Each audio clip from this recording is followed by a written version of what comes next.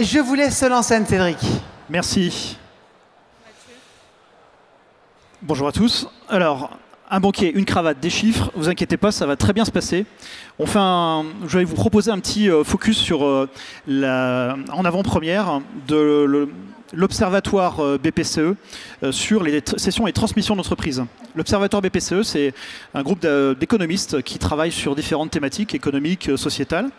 Et donc, l'étude qui sera publiée dans quelques semaines sera consacrée aux sessions transmissions PME, ETI françaises. Et donc, je vous propose d'en dévoiler quelques lignes déjà en avant-première, des grandes tendances des sessions transmission. Le dernier observatoire datait de 2019, et donc ce sont les premiers chiffres post-Covid. Et donc, c'est aussi intéressant de voir un petit peu comment ces tendances s'organisent. Globalement, avant de parler des sessions transmission, de quoi parle-t-on ? Depuis le Covid, depuis la dernière étude, on a constaté un stock d'entreprises de PME, d'ETI, qui ont globalement, à analyser aux bornes de chaque périmètre d'activité, mais globalement des bilans plutôt sains, des fonds propres plutôt plus élevés que ce que l'on aurait tendance à penser. Et donc, globalement, des bilans plutôt sains, peut-être un peu au détriment de l'investissement, avec des outils peut-être un petit peu plus datés, mais également parallèlement des niveaux de marge plus élevés. Donc le constat globalement est plutôt, quand je dis positif, statistiquement, les entreprises qui rentrent dans une phase de cession-transmission ont des niveaux de fonds propres plutôt élevés, mais un outil productif qui prend un petit peu d'âge. Cet enjeu des sessions-transmission, vous savez, moi c'est ma 20e année dans la banque, et il y a 20 ans on parlait déjà de la vague de session-transmission qui allait arriver. Une vague qui finalement n'est jamais vraiment arrivée. Et on le voit dans ces deux graphes, avec sur le graphe de gauche, la part des dirigeants de plus de 60 ans, qui est passée en l'espace de 15 ans, de à peu près 15% à 25%, avec une augmentation significative, notamment des 66 ans et plus. Donc on voit que les entreprises prennent de l'âge avec leurs dirigeants, et que cette thématique des sessions de transmission est plus prégnante que jamais. Vous avez sur le slide de droite quelques disparités régionales, avec globalement un axe qui va du Grand Est au Sud-Ouest, où là, pour le coup, la part des dirigeants de PME et d'ETI de plus de 60 ans est un peu plus élevée que, par exemple, en Bretagne, Pays de la Loire, ou même ici en région Rhône-Alpes. Donc, des disparités régionales, une part de dirigeants de plus de 60 ans qui va en grandissant, et donc des enjeux en termes de transmission, mais des enjeux aussi en termes de souveraineté, des enjeux en termes de détention capitalistique, et des enjeux en termes de maintien des savoir-faire sur le territoire. Là où vous avez un taux de globalement 13,9 plus 11,3, donc on est à 25% de dirigeants de plus de 60 ans en France. Sur le secteur de l'industrie, on est à 30%. On dépasse les 30%. Donc l'enjeu est encore plus prégnant sur l'industrie.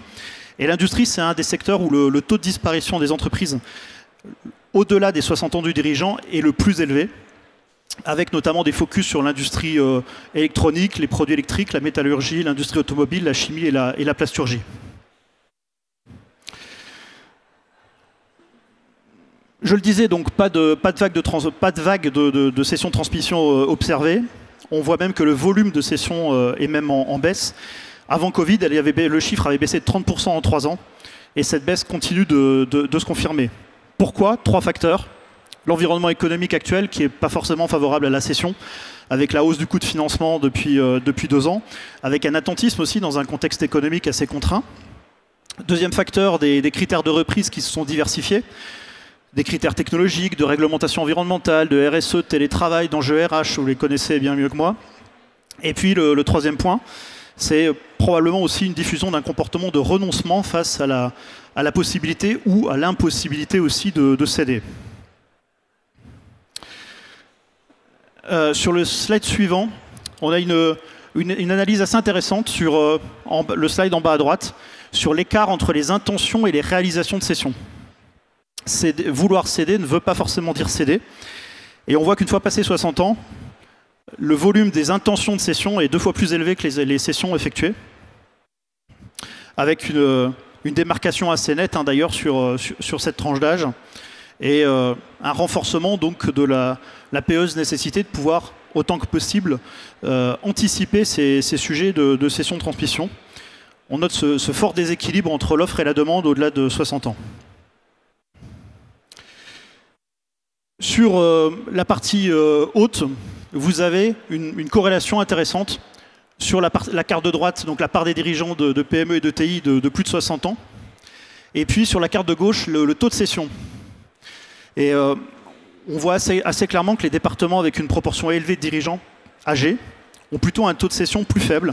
Et là aussi, on retrouve un axe nord-ouest-sud-est qui partirait des Ardennes pour aller jusque dans les Landes ou les Pyrénées-Atlantiques. Ce qui fait dire aux économistes de l'Observatoire de BPCE une phrase que je trouve assez intéressante, c'est que le grand âge ne fait pas la cession, et c'est la cession qui fait le rajeunissement. Voilà, donc en résumé, en quelques minutes, l'Observatoire sera forcément beaucoup plus détaillé, mais on note moins de cessions, une dynamique qui ne s'inverse pas, des tendances régionales très diverses, et pour autant des bilans qui sont globalement plutôt solides en fonds propres et des niveaux de marge qui sont à peu près maintenus. Et donc ces facteurs-là, si ce n'est pas un appel à la mobilisation, ça y ressemble. Et en tout cas, charge à chacun, acteurs financiers les premiers, de pouvoir participer aussi à l'accompagnement de la transmission des entreprises, qu'elles soient familiales. Là aussi, c'est un des facteurs de résilience qui ont été notés dans cette étude, mais on aura probablement l'occasion d'en reparler tout à l'heure, qu'elles soient familiales ou qu'elles soient en détention autre. Voilà.